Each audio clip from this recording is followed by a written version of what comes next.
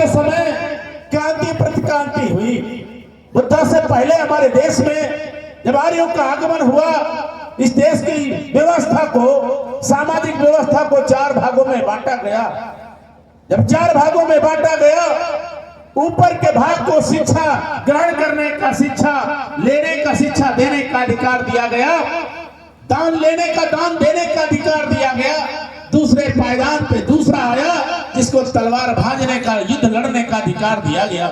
तीसरे पायदान पे एक समुदाय को व्यापार करने का अधिकार दिया गया।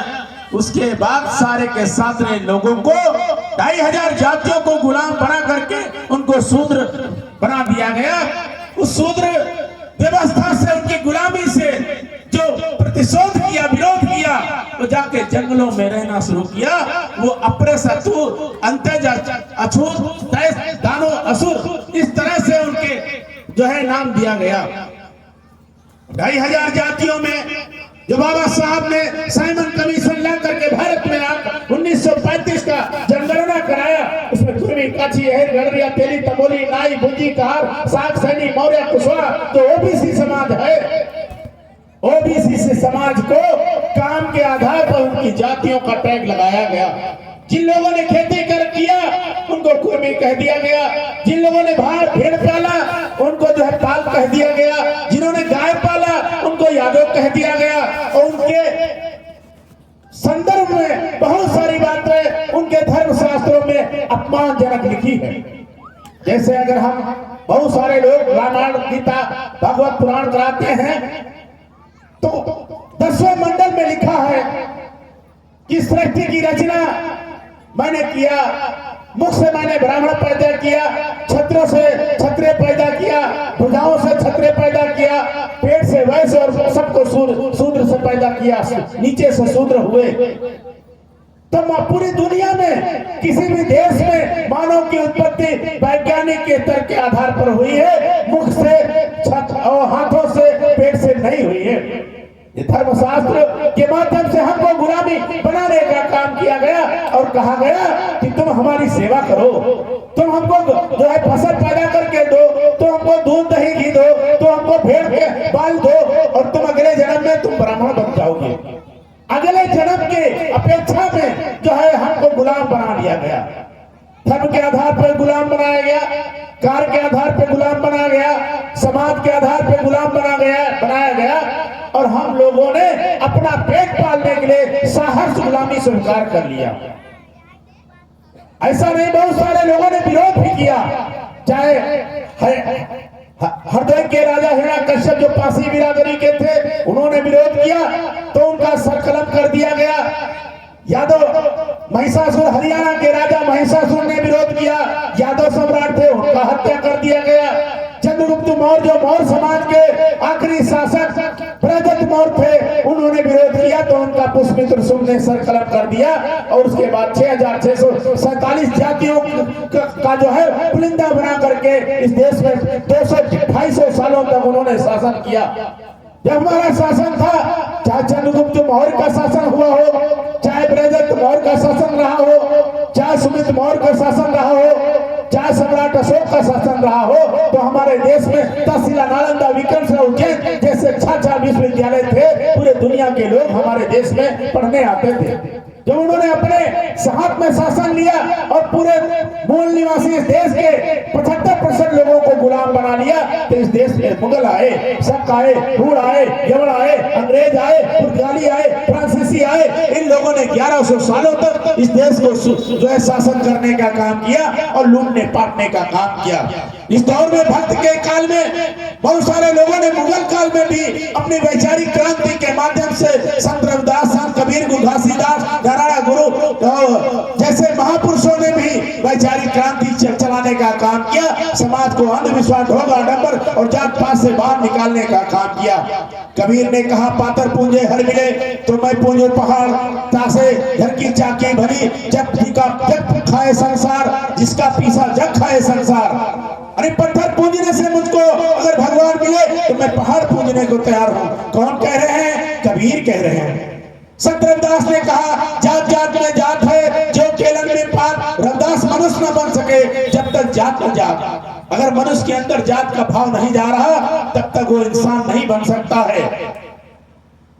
तो इस तरह से धोबी समाज में जन्मे संत गाडगे ने कहा, यदि आपके पास थाली कम है और थाली है तो थाली बेच दीजिए, लेकिन बच्चों को जरूर पढ़ाइए।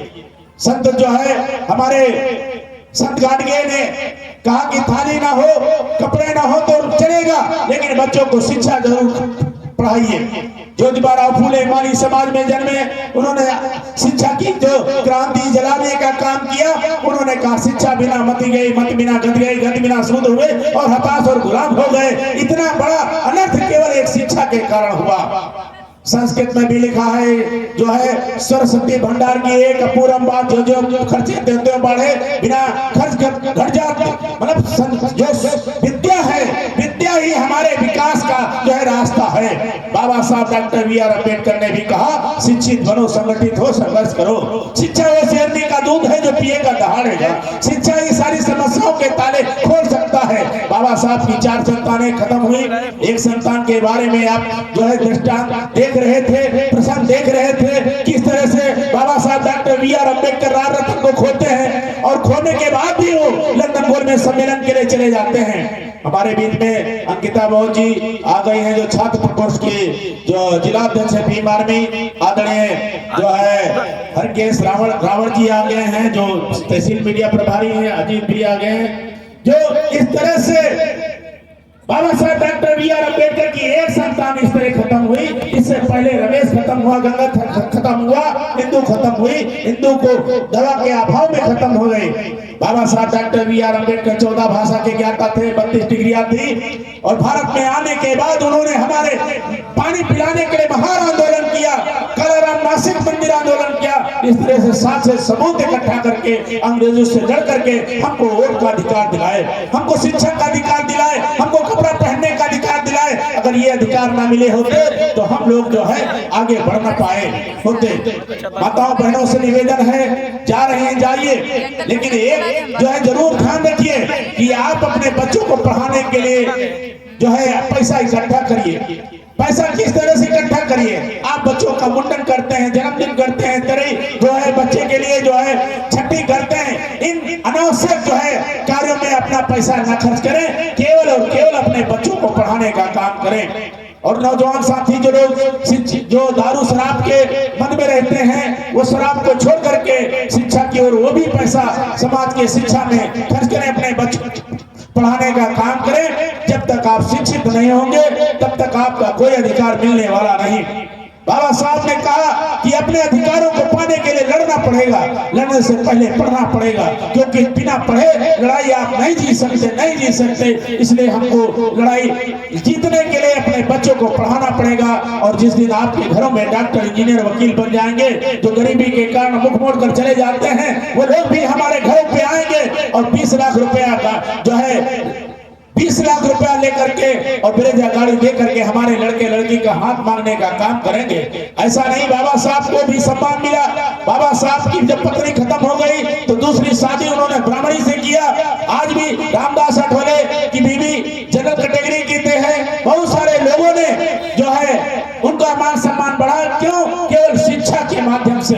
हमारे 70 साल बीत गए, जिन लोगों ने शिक्षा को ग्रहण किया, अगली पंक्ति में खड़े हुए, उनके पक्के मकान हो गए, उनके सामने जो है कार खड़ी हो गई, उनका मान सम्मान बढ़ गया, उनका दवा इलाज अच्छे स्कूल में, अस्पताल में होने लगा, उनके बच्चे अच्छे स्कूल में पढ़ने लगे। हम आखिर क्यों बासी रोटी बांध करके ही लेबर मंडी में 500-200 रुपए में बिकने को तैयार हैं? बाबा साहब ने तो अधिकार दिया है। 70 साल बीत रहे हैं, हमारे अधिकार दोबारा खत्म होने के कगार पर हैं, लेकिन हम जागे नहीं। तो गलती उनकी नहीं है, महापुरुषों की नहीं है, हमारी है। अगर हम समय से जाग जाएंगे और 20 साल तक अपने बच्चों को पढ़ा लिखा करके वकील, डॉक्टर, इंजीनियर बना देंगे तो कोई बहन बेटी के साथ जो है छेड़छाड़ करने की कोशिश नहीं करेगा, कोई हमारी जमीन जायदाद छीनने की कोशिश नहीं करेगा, कोई हमको अपमानित करने का कोशिश नहीं करेगा। नहीं तो रामनाथ कोविंद भी राष्ट्रपति बन गए। कुछ लोग कहते हैं जब बड़े हो जाओ, सामाजिक बोध नहीं होगा तो राष्ट्रपति बन जाओगे तो मंदिर के बाहर भी बैठ के पूजा करनी पड़ेगी। एक व्यक्ति राष्ट्रपति हो जाता है लेकिन मंदिर के अंदर घुसने का अधिकार नहीं है।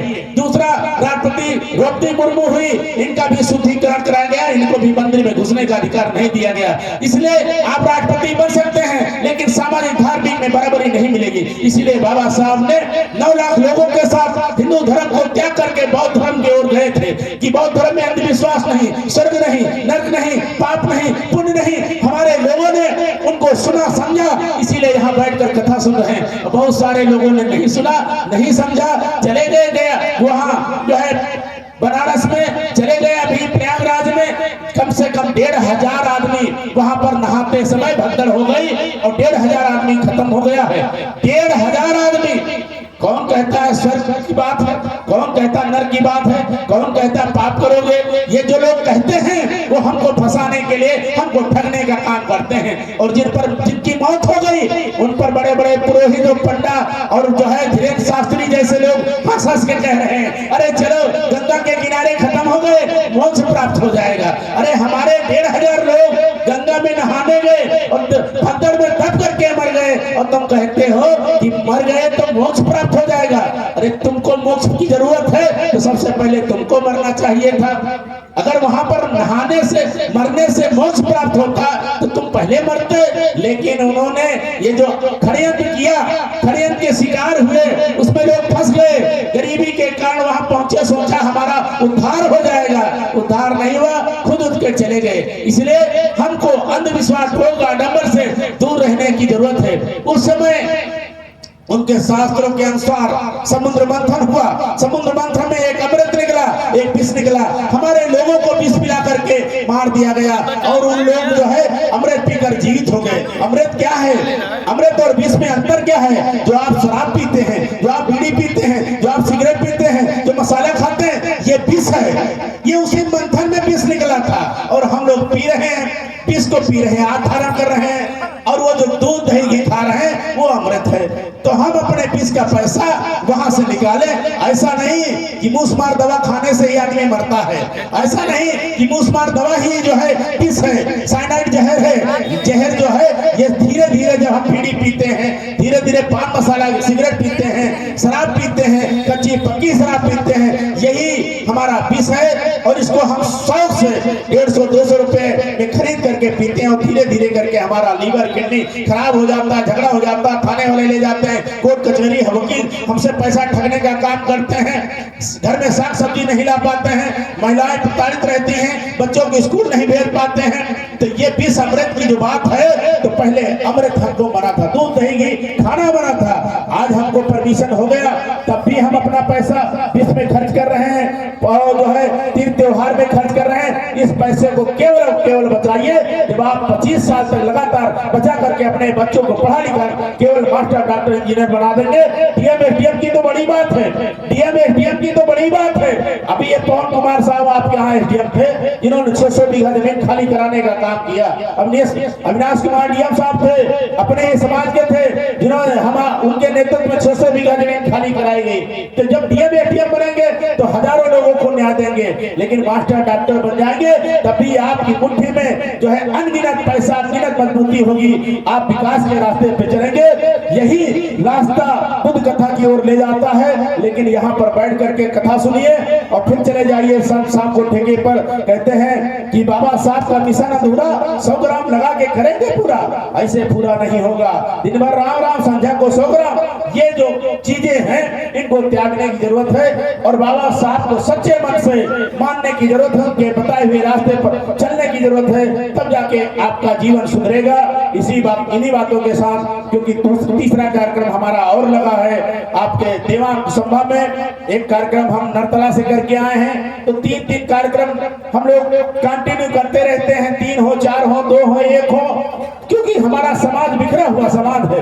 हम पढ़ लिख कर वकील हो गए, हम बैरिस्टर हो गए, हमने मकान बाराबंकी में खरीद लिया।